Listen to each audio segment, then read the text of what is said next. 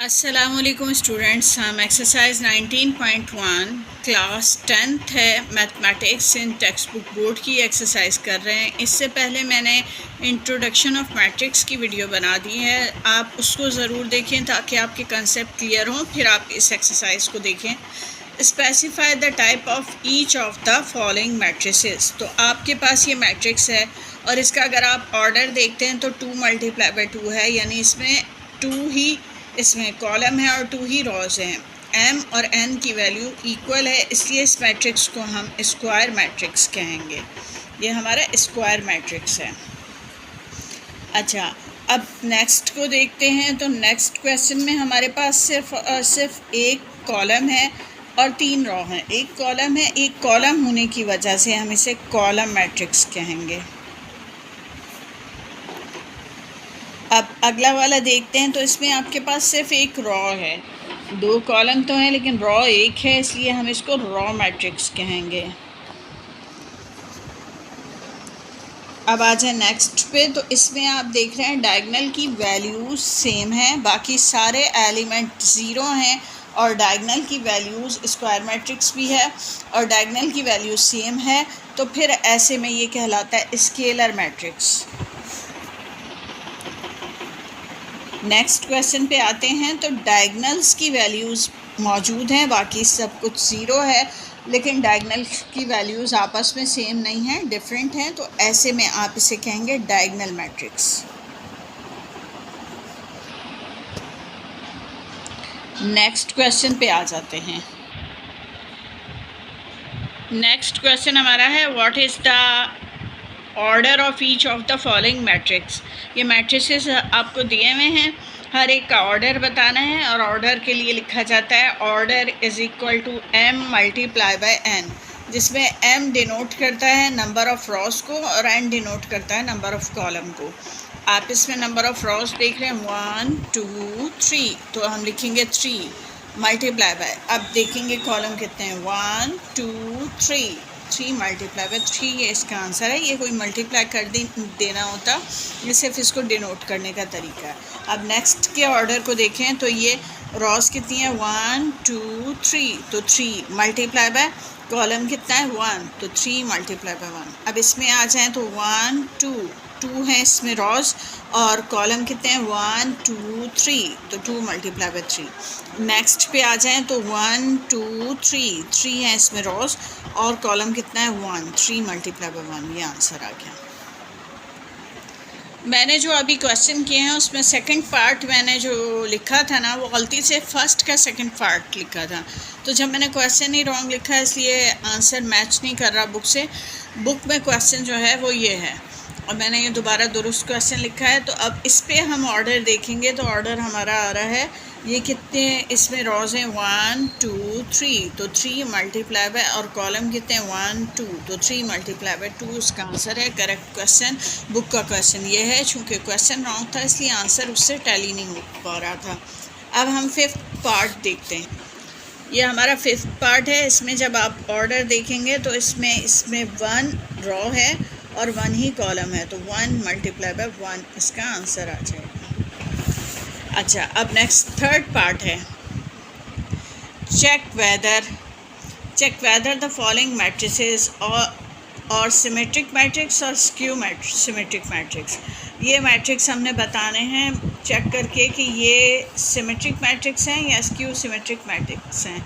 उसके लिए पहले अगर हम इसे ए का नाम दें, ये लेट ए है, let A is equal to 1 1 -1 1 2 0 -1 0 5, तो हम इसका ट्रांसपोज मालूम करेंगे। Transpose of A matrix is equal to, ये क्या हो जाता है, हमने इस रॉ को कॉलम में चेंज कर देना है। अब मैं इसे इस डायरेक्शन में लिख रही हूँ 1 1 -1।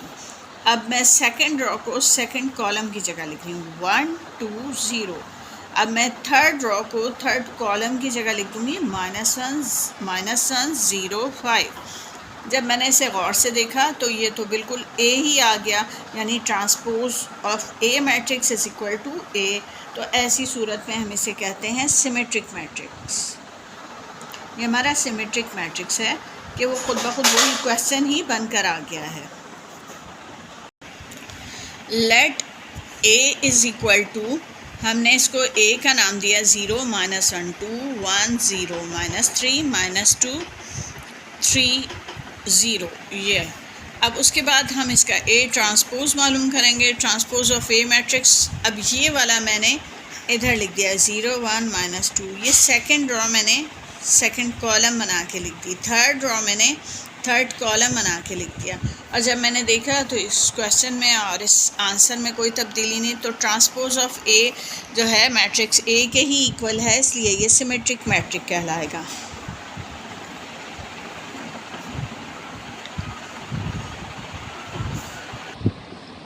सॉरी, ये हम यहाँ से माइनस वन सेम नहीं हो रहे, मैंने आपको गलती से कह दिया सेम हो रहे हैं, सेम नहीं हो रहे। आप देख रहे हैं 1 यहाँ पर नेगेटिव है, यहाँ पॉजिटिव है, तो यहाँ 2 जो है वो पॉजिटिव है, यहाँ 2 नेगेटिव है, यहाँ 1 पॉजिटिव है, यहाँ 1 नेगेटिव है। इसी तरह 3 को देखें, आप सारे साइन देखें।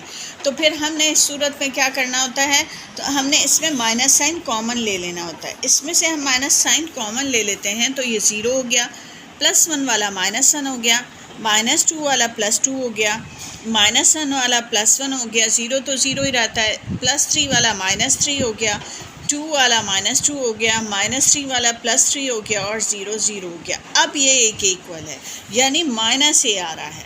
जब -a आता है तो स्क्यू सिमेट्रिक मैट्रिक्स कहलाता है। हमारा आंसर होगा skew symmetric matrix. Next part करते हैं। तो इसमें अब हम इसे लेट किया, a is equal to 1 7 3 7 4 -5 3 -5 6। Transpose of a करेंगे तो वो हमारा आ जाएगा 1, ये वाला मैं अब इसमें चेंज कर रही हूँ 1 7 3, अब ये वाला मैं चेंज कर रही हूँ इसमें, तो 7 4 -5। थर्ड रो को मैं चेंज कर रही हूँ, थर्ड कॉलम में 3 -5 6। अब हम देखते हैं तो इसमें कोई भी चेंजिंग नहीं आई है, वैसे का वैसा ही है, तो ये ए कहलाएगा। Transpose of A matrix is equal to matrix of A, तो फिर ऐसी सूरत में ये हमारा हो गया सिमेट्रिक मैट्रिक्स।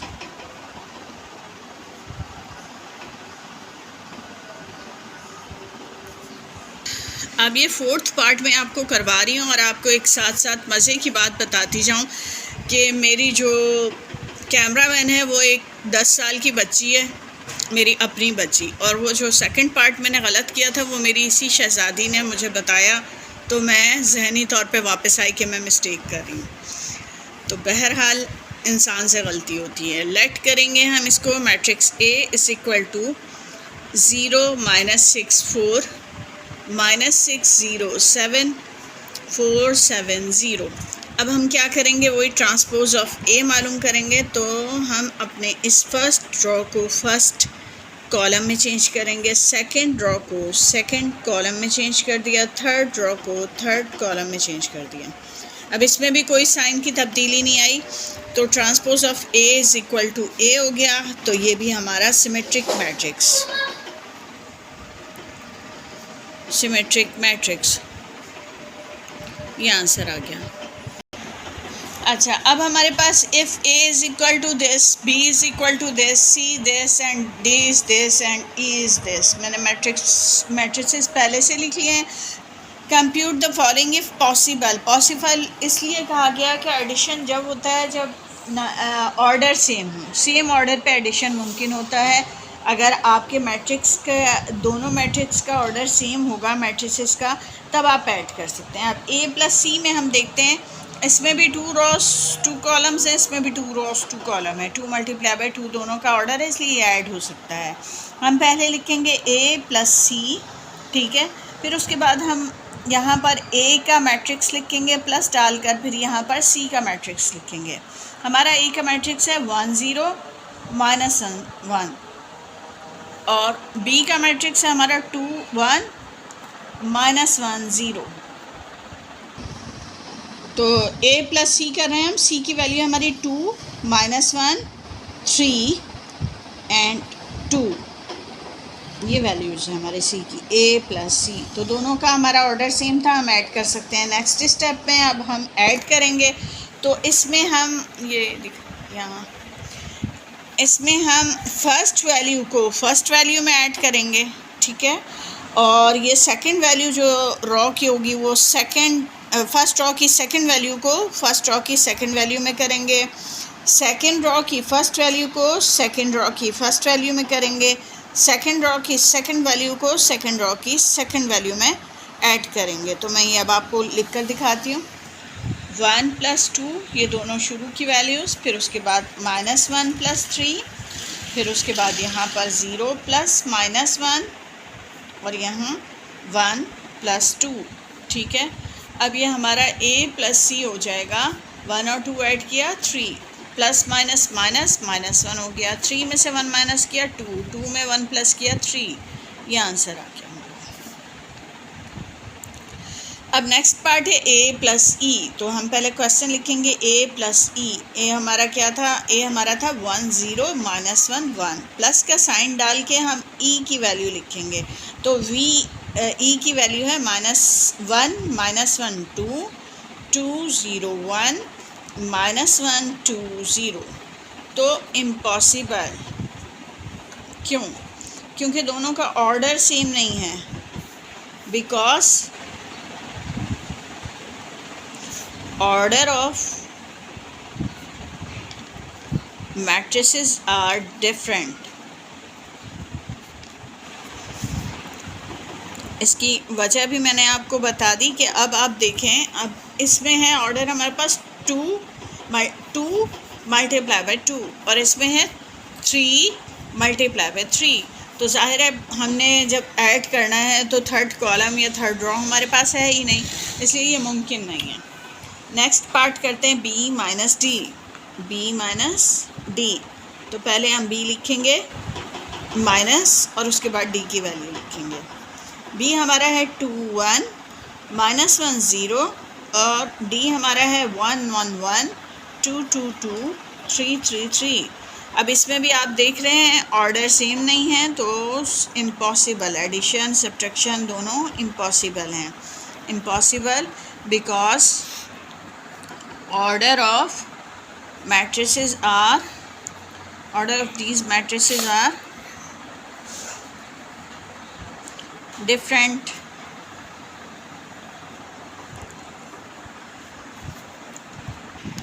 नेक्स्ट पार्ट हमारा है 2b + 3e मालूम करना है हमने। तो 2b हमारे पास है 2 1 -1 0, 2 लिखा पहले हमने, ये वाला 2 लिखा, फिर ये वैल्यूज़ लिखी -1 0, ठीक है। b की हमने वैल्यू लिखी, प्लस साइन डाला, फिर ये वाला 3 स्केलर लिखा। ये जो हमारे पास रियल नंबर होता है इसको हमने मैट्रिक्स से मल्टीप्लाई करना होता है। अब e लिखेंगे हम। e हमारा है, ये भी इम्पॉसिबल है क्योंकि ऑर्डर सेम नहीं हो रहे। बहरहाल मैं लिख कर फिर बता देती हूँ। 1 -1 2 और उसके अलावा 2 0 1 -1 2 0। तो एडिशन इम्पॉसिबल, वही दलील हम यहाँ पर लिख देंगे, ठीक है।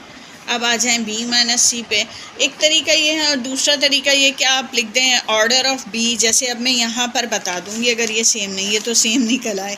b - c नेक्स्ट में मैं आपको दूसरे तरीके से बता दूँगी। पहले हमने b की वैल्यू लिखनी है, फिर माइनस डालना है, फिर c की वैल्यू लिखनी है, ठीक है। b हमारा है 2 1 -1 0 और c की वैल्यू है हमारे पास 2 -1 3 2। ये ऑर्डर सेम है। अब इसको हम सिंप्लीफाई कर लेंगे। फर्स्ट में से ये फर्स्ट लिख लेंगे 2 - 2, फिर -1 ये वाला माइनस और -3, फिर 1 ये वाला माइनस और -1 1 -1, फिर 0 -2, ठीक है। अब 2 - 2 हो गया हमारा 0 और ये माइनस माइनस प्लस हो गया 1 + 1, माइनस माइनस प्लस, प्लस लिखा नहीं जाएगा, लिखा बड़ी वैल्यू का साइन जाएगा और प्लस किया जाएगा, ठीक है। यहाँ प्लस लिखा है इसलिए ये दोनों वैल्यूज़, दोनों साइन इकट्ठे हैं, साइन को सिंप्लीफाई किया, यहाँ वैल्यूज़ को सिंप्लीफाई किया। 0 - 2 2 हो जाएगा और माइनस साइन बड़ी वैल्यू का, फिर उसके बाद ये आ गया हमारा 0 1 और 1 2 हो गया, -4 -2, ये आंसर आ गया।